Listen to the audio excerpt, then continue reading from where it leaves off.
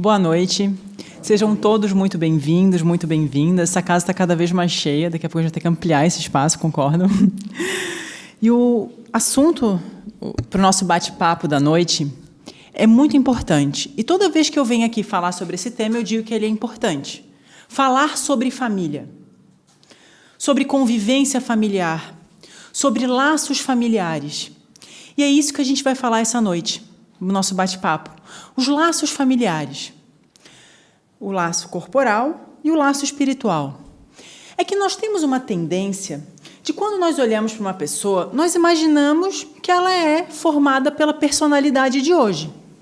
Eu sou a Marina, tenho 31 anos, sou filha do Dialécio, filho da Esther, tenho dois irmãos, sou advogada, faço isso, sou casada, faço aquilo, lá.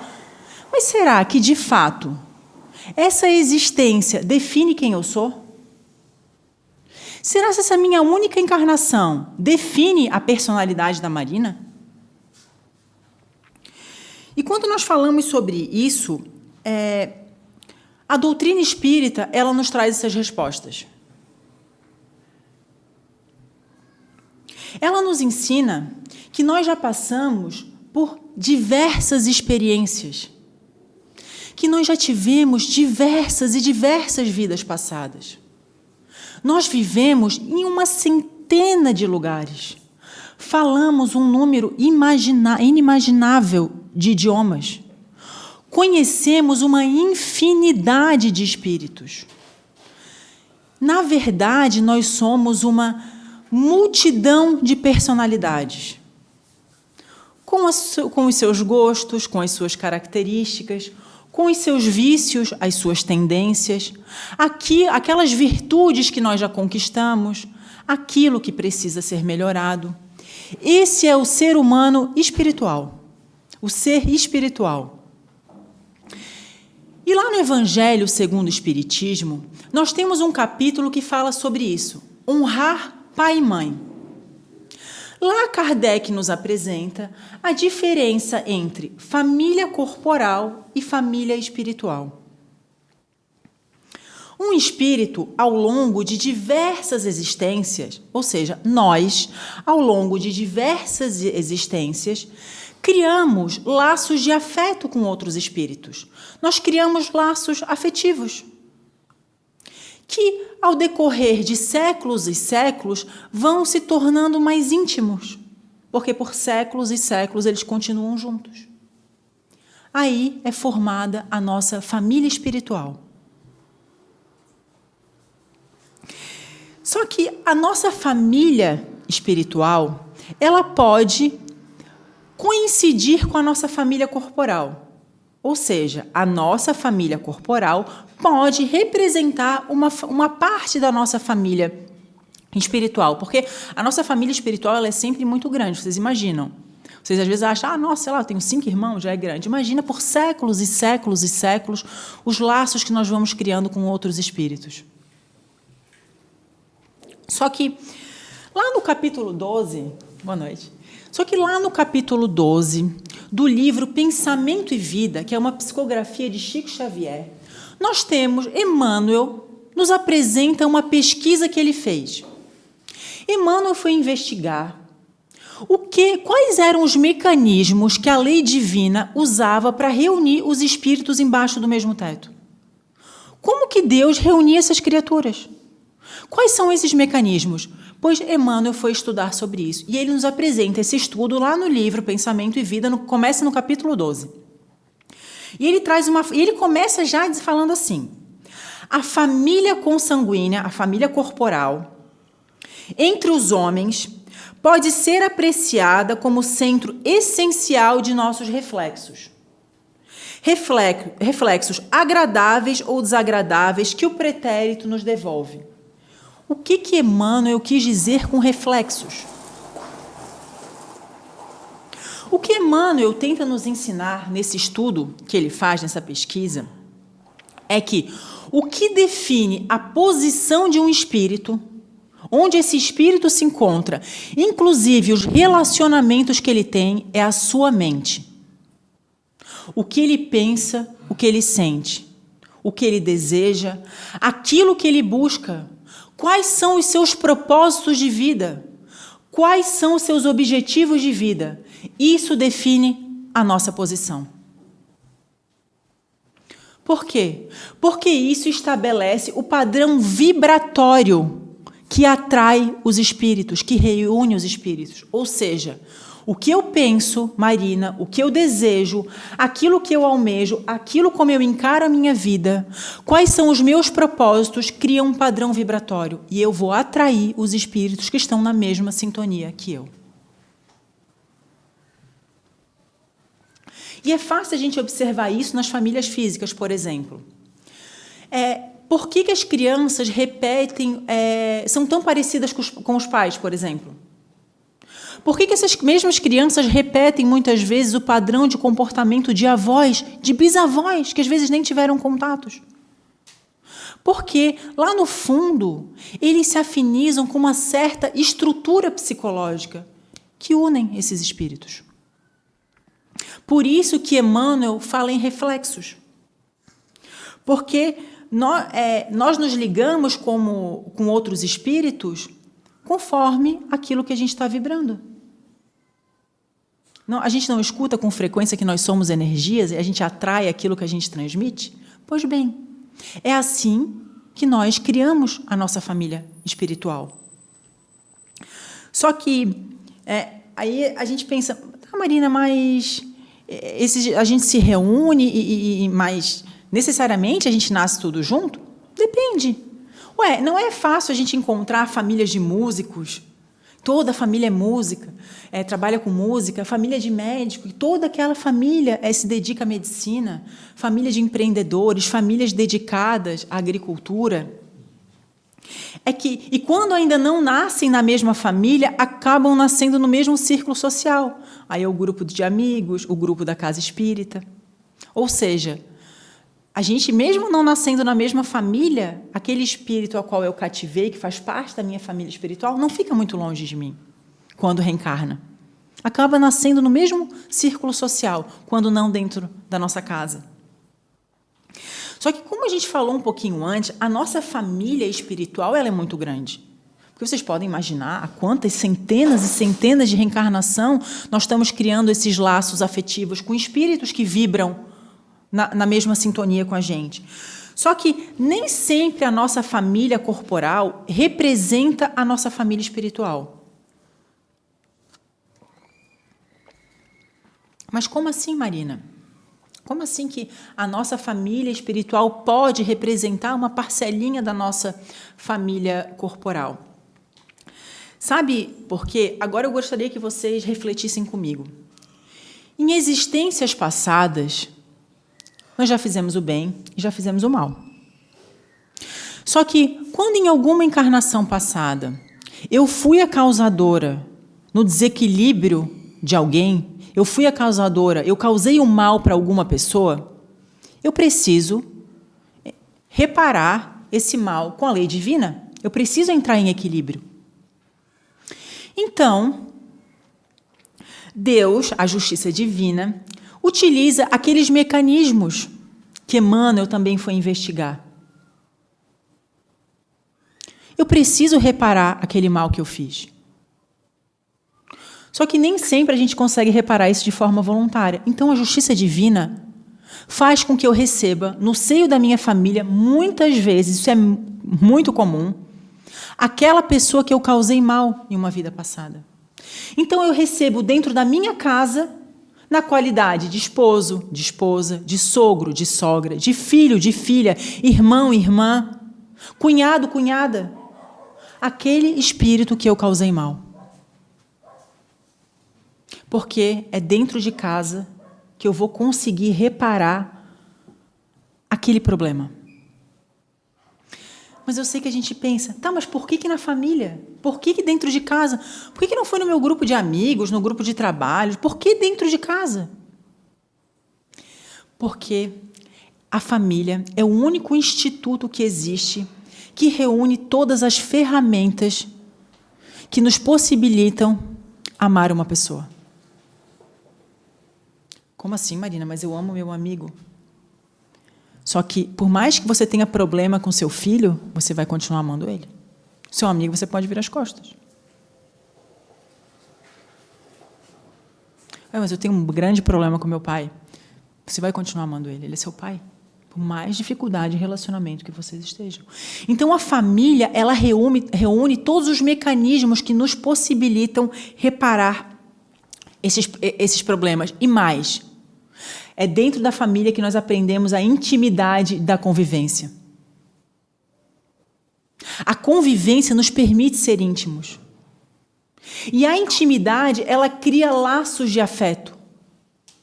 E os laços de afeto criam um campo para que o amor desabroche. E não existe nenhuma outra ferramenta maior do que o amor para curar um problema. Ele pode doer, mas ele cura. O amor é o maior investimento que Deus faz para que as coisas se melhorem dentro da nossa casa.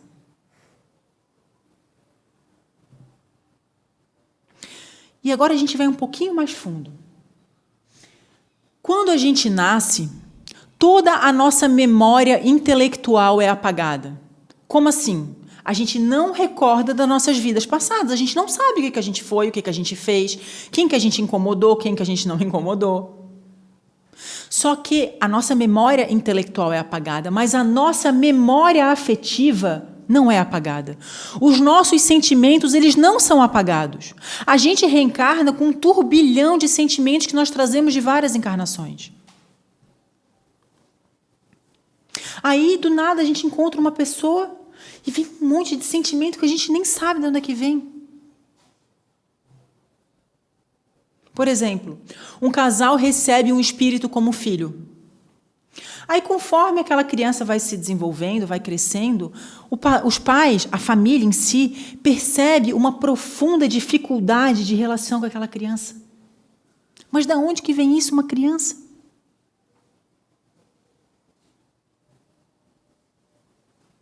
Aí a gente começa a perceber pais que têm profunda dificuldade de relação com os filhos, filhos que têm profunda dificuldade de relacionamento com os pais, um casal que não consegue se conversar.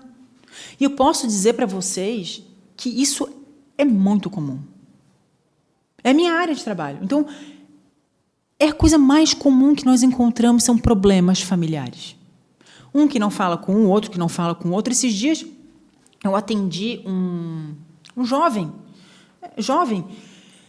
que não era casado e não tinha filho. E ele queria fazer um planejamento patrimonial, porque ele tinha um certo patrimônio, só que ele não queria, em hipótese alguma, por isso que ele veio procurar um advogado, que esse patrimônio chegasse na irmã dele, se ele viesse a faltar primeiro. Ele não aceitava. E conversa vai, conversa bem. Conversa vai, conversa bem. Eles nunca haviam brigado. Mas desde bebezinhos, eles se odiavam.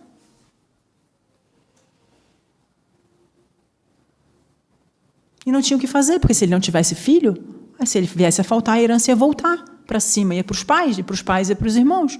Não tinha o que fazer. A solução era ter um filho. Mas aquilo me deixou refletindo. Ele usou essa palavra, eu odeio a minha irmã. Assim, por mais que a gente convive com relações conflituosas, mas uma palavra dessa é forte. Então, onde é que isso vem? É claro que a gente não entra não fala disso numa reunião, mas a gente reflete, de onde que isso vem?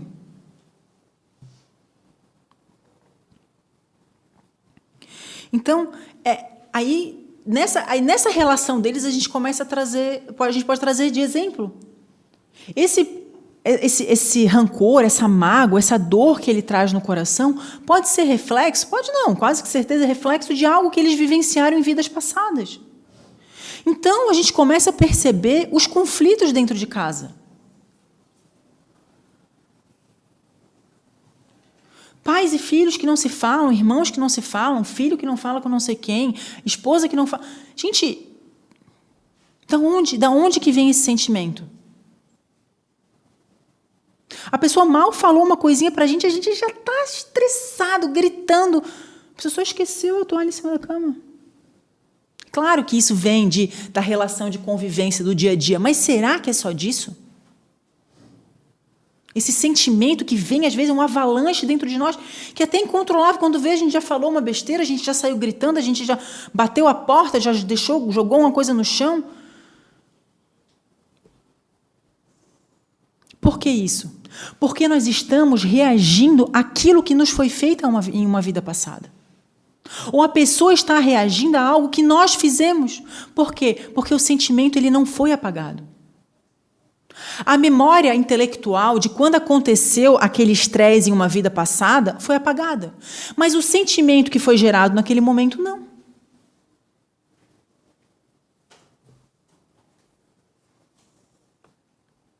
E é por isso, justamente por isso, que Deus nos reúne embaixo do mesmo teto.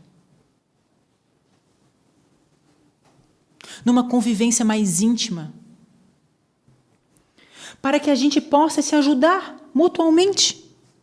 Sem nem saber o que aconteceu em vidas passadas. O sentimento está ali, mas a gente vai tentar contornar. Esse é o lado positivo dessas vivências. Pois mesmo diante de diversos conflitos em vidas passadas, nós estamos ali junto, embaixo do mesmo teto, como irmãos, como companheiros, como filhos, como pais. E nós precisamos nos ajudar mutuamente, independente do sentimento que esteja ali. Aí a gente traz uma lei divina, a lei de cooperação. Nós precisamos um dos outros. Ninguém evolui sozinho.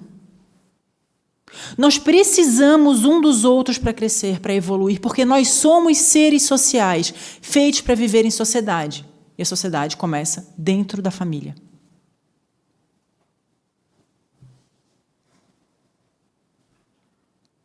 Só que daí vocês podem me perguntar, tá bom, Marina, mas então como que a gente faz para conseguir melhorar esse sentimento?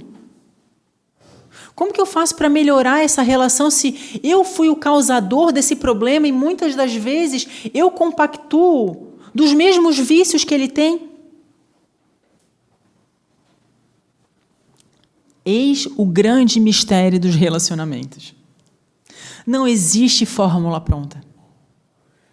Não adianta eu chegar e falar que você tem que fazer isso, porque isso é totalmente diferente da sua família. Cada família é única.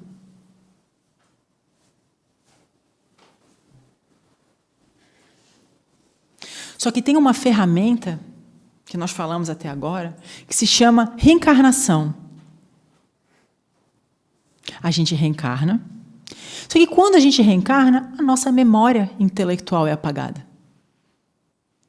Então, a gente tem a possibilidade de recuperar aquele erro que nós causamos, ou aqueles erros que nós causamos. Porque nós esquecemos. Aí nós nascemos na família, não lembro de nada, com a pessoa que eu mais causei mal em outra reencarnação. E ele veio como meu filho. Vocês estão conseguindo compreender o que Emmanuel foi pesquisar? E quais são os mecanismos que Deus utiliza para que a gente consiga reparar os nossos erros? Porque se fosse deixar por nós, vocês acham que a gente ia reparar? Ninguém precisa responder, mas aqui, todo mundo que está aqui, ninguém tem nenhuma pessoa que nessa vida que precisa resolver alguma coisa que ficou mal resolvida? Eu tenho, e não consegui. Imagina de vidas passadas.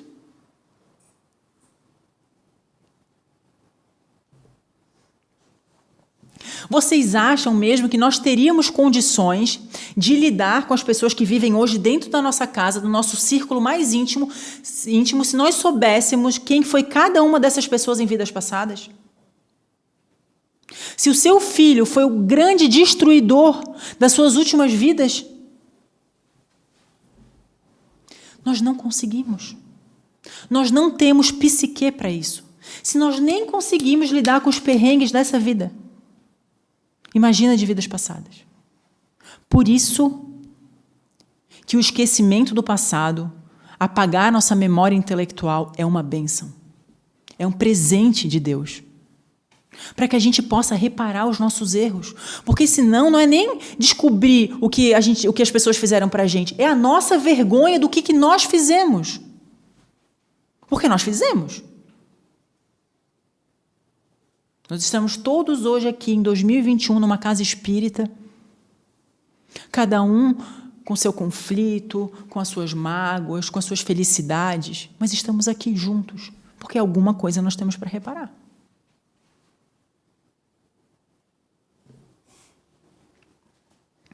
No próprio livro, nessa pesquisa que Emmanuel traz, alguns capítulos mais na frente, ele traz um trecho muito legal, que ele fala assim: temos assim, no grupo doméstico, os laços de elevação e alegria que já conseguimos tecer, por intermédio do amor louvavelmente vivido, mas também as algemas de constrangimento e aversão, nas quais recolhemos de volta os clichês inquietantes que nós mesmos plasmamos na memória do destino e que necessitamos desfazer, à custa de trabalho e sacrifício, paciência e humildade. Recursos novos com que faremos nova produção de reflexos espirituais suscetíveis de anular os efeitos da nossa conduta anterior conturbada e infeliz. Como nós já falamos, todos nós já fizemos o bem e já fizemos o mal em vidas passadas. Só que para que a gente continue nessa vida, caminhando no bem, plantando no bem, nós precisamos de Jesus. E nós encontramos essa força nas lições morais que Jesus deixou aqui, no Evangelho segundo o Espiritismo. E lá Kardec nos apresenta a maior das virtudes, que é o alicerce para todas as outras, que é a humildade. Sem ela, é impossível desfazer as sombras dentro da nossa família. Porque só com a humildade eu vou compreender aonde que eu errei. E entender que nós não podemos apagar o nosso passado, mas nós podemos, com humildade, recomeçar a reescrever a nossa história. Tudo bem, nós erramos, ok, eu reconheço que eu errei, mas a partir de hoje eu posso começar um novo capítulo.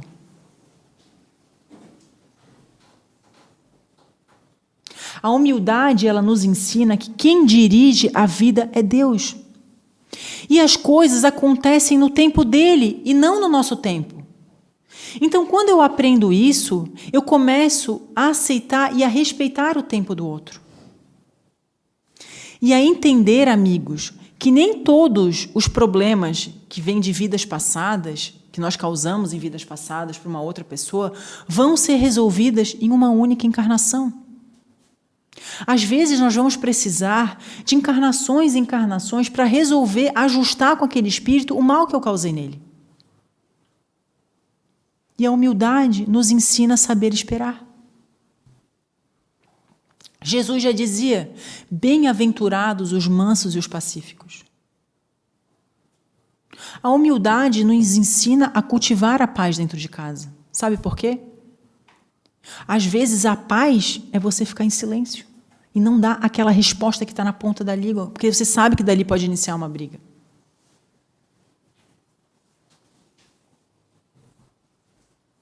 Porque, vamos lá, cá entre nós, em família, tudo se aumenta, né? Um negocinho de nada vira uma tempestade, um copo d'água. Por quê? Porque são espíritos que às vezes já estão vindo juntos em muitas e muitas encarnações. Já vem de conflitos de muitas encarnações e os sentimentos estão à flor da pele, as emoções estão à flor da pele. Então, qualquer faísca já pega fogo. Por isso é preciso ter cuidado.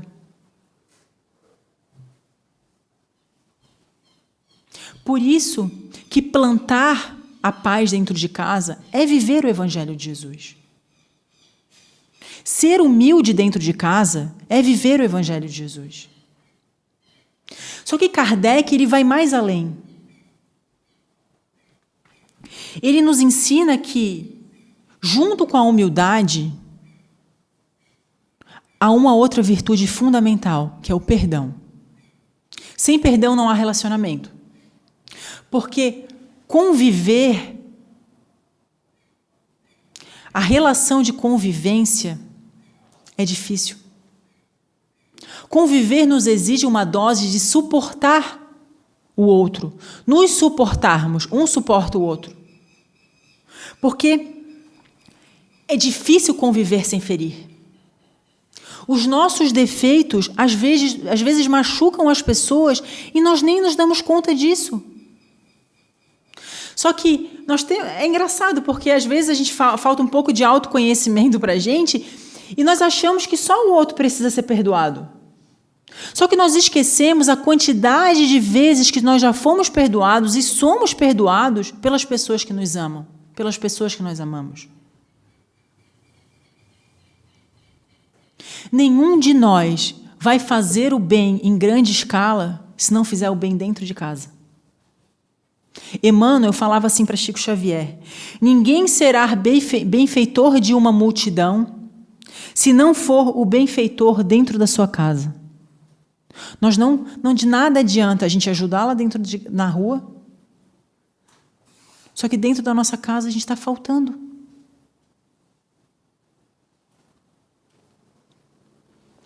Porque não se enganem, amigos, os maiores desafios do nosso planejamento reencarnatório estão dentro da nossa família. É lá que está a nossa pedra de toque. Então, se nós tivermos sucesso dentro da nossa casa, se nós conseguirmos dar o nosso melhor dentro da nossa casa, a chance de sucesso nessa reencarnação é muito grande. Porque imaginem, se dentro da família pode estar os meus maiores desafetos, se eu conseguir criar uma boa relação com eles, a chance que eu tenho de vitória nessa reencarnação é muito grande. De chegar do lado de lá e pensar, eu dei o meu melhor. Por mais que o outro não tenha correspondido, não tem problema, é você e você. A gente não tem poder sobre o que o outro faz. Mas eu busquei melhorar aquela relação. Que ótimo. Se vocês precisarem voltar juntos novamente, essa relação vai vir muito mais amena. Eu vou contar para vocês uma história do Chico, muito legal. Ainda dá tempo, né, Sérgio? Chico, toda semana visitava os bairros mais pobres de Uberaba. Toda semana, ele não faltava. E todo domingo, ele ia numa região muito pobre de Uberaba visitar a Valéria e a sua mãe, que viviam numa condição muito precária, muito difícil. Só que Valéria, ela tinha paralisia cerebral. E todo domingo Chico ia lá, fazia o evangelho no lar com elas, conversava com a mãe e conversava com Valéria, tentava estimular com que ela falasse. E um certo domingo, Chico chegou muito animado e falou: Valéria, hoje eu estou sentindo, você vai falar. Você vai falar, Valéria? Vamos lá, Valéria, você vai falar. Lembra de Jesus, Valéria? E ele ficava repetindo. Lembra de Jesus? Olha quantas coisas incríveis ele fez quando passou pela terra. Pede para ele, Valéria. Vai, fala Jesus. Eu sei que você vai falar Jesus. E ele ficou ali um tempão, até que Valéria fala Jesus. A única palavra que ela falou, e foi uma felicidade, porque ela tinha paralisia cerebral. Apesar de ela fazer atividades constantes, por conta da condição precária que elas viviam, era difícil.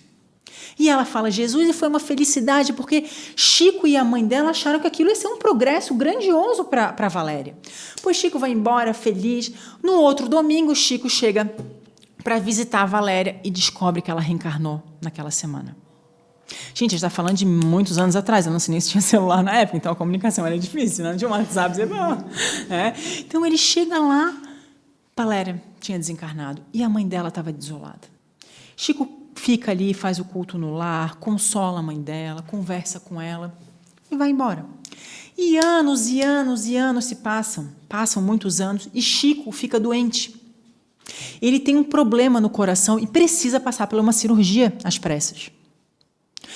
Ele faz essa cirurgia e o seu repouso, ele precisa ficar realmente em repouso. Os médicos falavam, Chico, você não pode sair, você tem que ficar em repouso absoluto.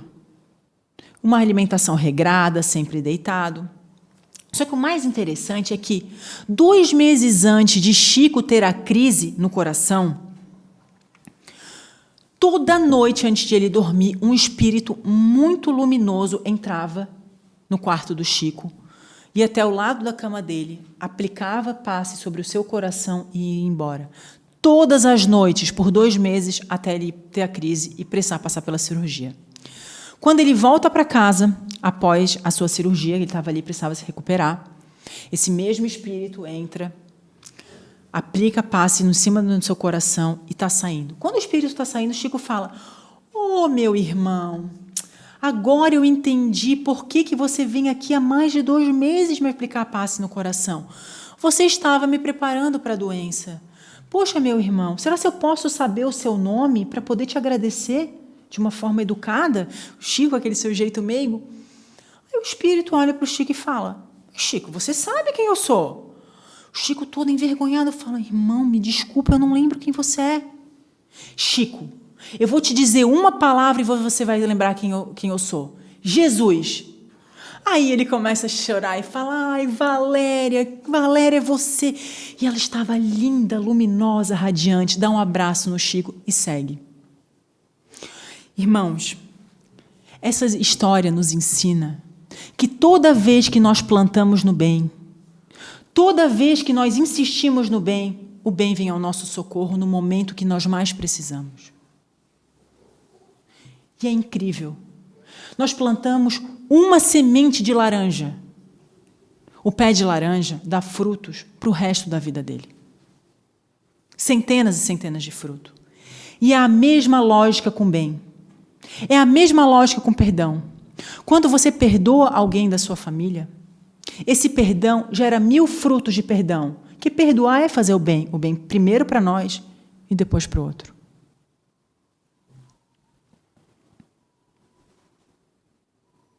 Toda vez, irmãos, que nós investimos no bem dentro da nossa casa, isso gera frutos. E nunca antes na história da humanidade a família precisou tanto de afeto. A família precisou tanto de carinho. Nunca antes nós tivemos tanto número de famílias se desestruturando, famílias se divorciando. Porque o divórcio é a família toda. A família não acaba, mas... Então, sejamos nós a voz da paz dentro da nossa casa. Sejamos nós os soldados de Jesus, os trabalhadores de última hora, para plantar o bem dentro da maior riqueza que nós temos, que é a nossa família. Muito obrigada. Boa noite.